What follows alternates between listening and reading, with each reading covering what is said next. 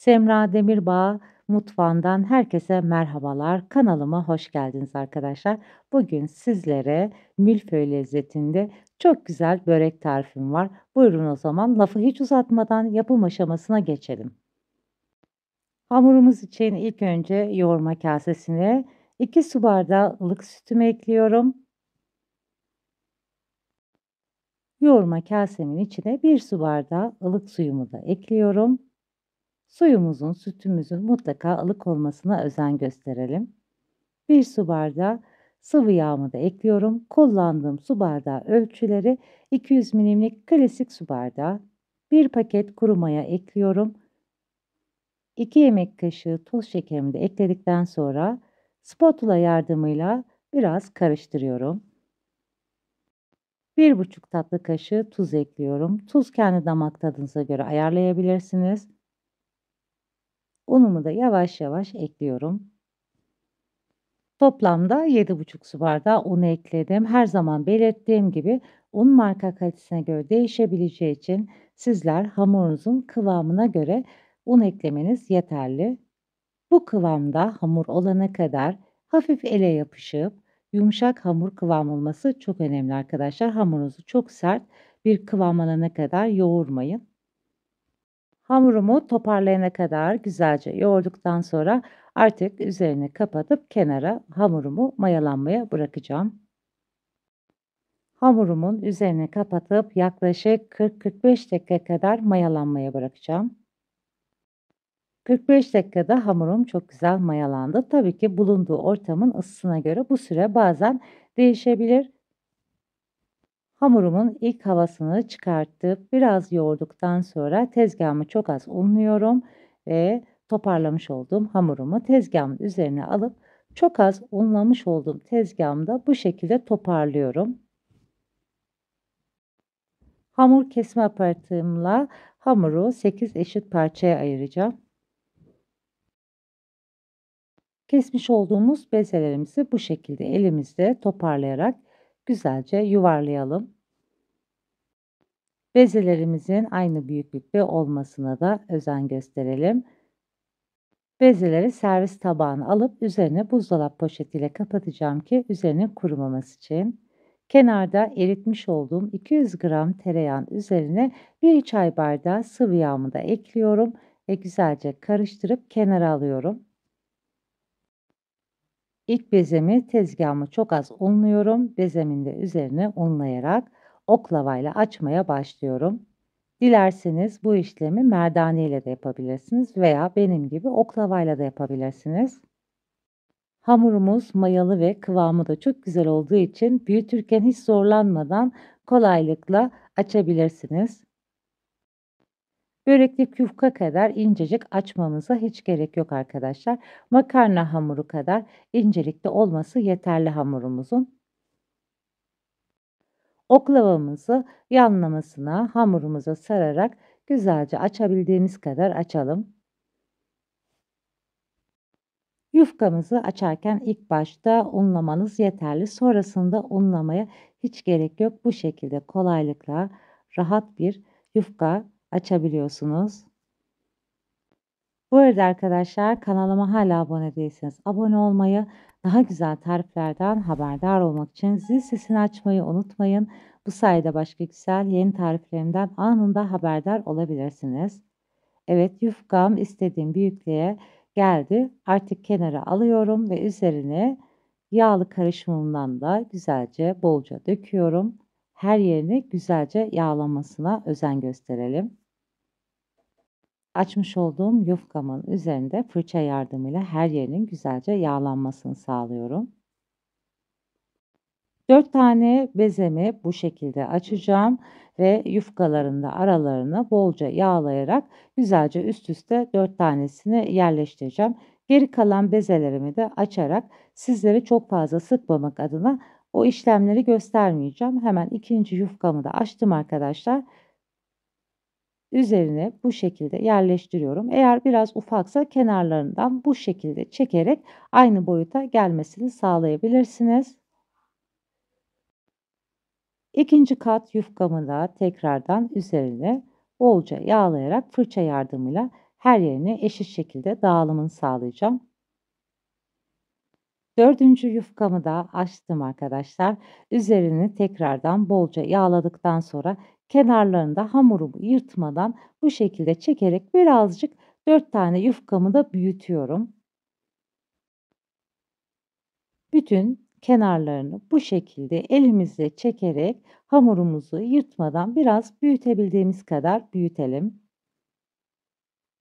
Hamurumun kenar uç kısmını içe doğru bu şekilde katlıyorum. Öbür uç kısmını da katladıktan sonra üstüne bu katını da yine tereyağlı sıvı yağlı karışımı ekliyorum. Sonrasında hamurumuzu bu şekilde katlayalım. İlk dörtlü bezemi ara katlarını yağlayarak güzelce hazırlayıp katladım. Servis tabağımın üzerine alıyorum. Buzdolap poşetiyle üzerinde kapatacağım. Geri kalan dörtlü bezemi de aynı işlemi yaparak güzelce ara katlarını yağlayarak hazırladım. Sizlere de çok fazla sıkmamak adına o kısımları detaylı şekilde göstermedim.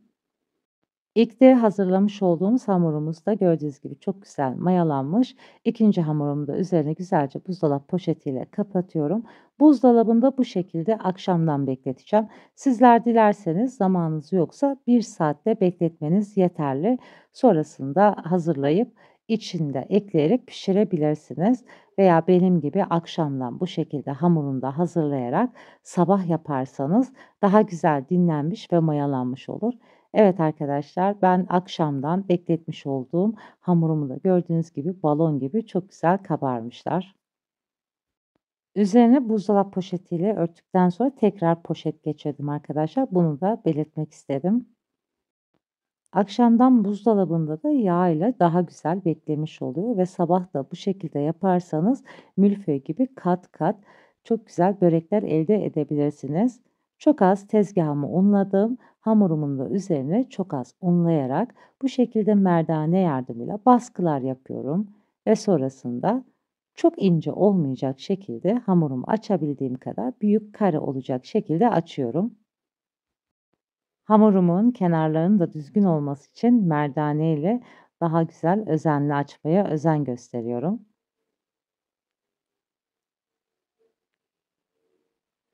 Büyük kare olacak şekilde hamurumu açtıktan sonra bu şekilde hamur kesme aparatıyla istediğim büyüklükte hamurlarımı kestim. Ben 20 parçaya ayırdım hamurumu. Sizler dilerseniz daha büyük parçalar halinde de kesebilir veya daha ufak da yapabilirsiniz. Çok büyük olmuyor arkadaşlar zaten. Bence 20 parça yeterli. Daha büyük isterseniz de o şekilde de kesebilirsiniz. Üzerine ben kahvaltılık peynir ekledim. Sizler dilerseniz kıymalı, patatesli, dilediğiniz iç harcıyla yapabilirsiniz. Daha önce bu tarifimi kete olarak paylaşmıştım. Çok kişi tarafından denenip beğenilen bir tarif oldu.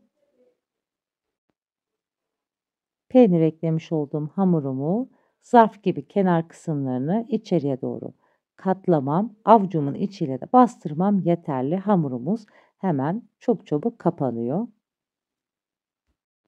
Bir tepsisini de derin dondurucuya kaldırarak çok bereketli bir börek hazırlayabilirsiniz. Böreklerimi güzelce hazırladıktan sonra tepsimi de yerleştiriyorum. Biraz üstlerini tepside de bastırabilirsiniz. Sonrasında temiz mutfak beziyle örterek tepsi mayası yapacağım. Yaklaşık yarım saat kadar tepsi mayası yapmanız yeterli. Zamanınız yoksa 10-15 dakikada yapmanız yeterli olur. 2 adet yumurta sarının içine yarım çay kaşığı kadar pekmez ekliyorum. Fırça yardımıyla pekmez ve yumurtamın güzelce karışımını sağladıktan sonra tepsi mayası yapmış olduğum böreklerin üzerine süreceğim.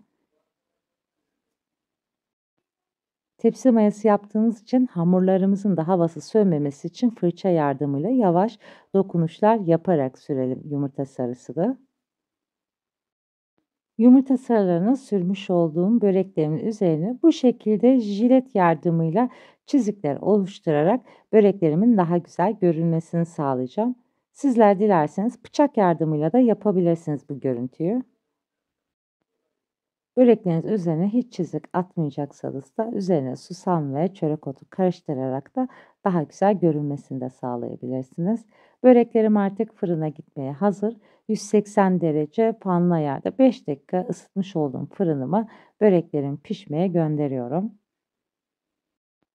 Ben 2 tepsimi de aynı anda pişireceğim. Sizler dilerseniz bir tepsisini direkt dondurarak derin dondurucuda saklayabilirsiniz veya benim gibi ikisini aynı anda pişirip piştikten sonra derin dondurucuya kaldırarak da saklayabilirsiniz. Evet arkadaşlar, gördüğünüz gibi böreğim çok güzel kızardı. Yaklaşık benim fırınımda 40 dakika kadar hemen pişti. Sizin tabii ki fırınıza göre bu süre değişebilir. Fırından yeni çıkan böreklerimiz milföy gibi çıtır çıtır kat kat ayrılıyor. Gerçekten gönül rahatlığıyla tavsiye edebileceğim çok güzel bir börek oldu. Çok bereketli ve bir o kadar da lezzetli bu böreği mutlaka yapmanızı tavsiye ederim arkadaşlar. Hemen bir tanesini soğuduktan sonra sizler için keserek iç dokusunu da göstermek istiyorum. Beni buraya kadar izlediyseniz videomu beğenerek destek olmayı unutmayın. Şimdiden deneyip yapacak olan herkese afiyet olsun. Başka güzel tariflerde görüşmek üzere. Hoşça kalın, sağlıcakla kalın.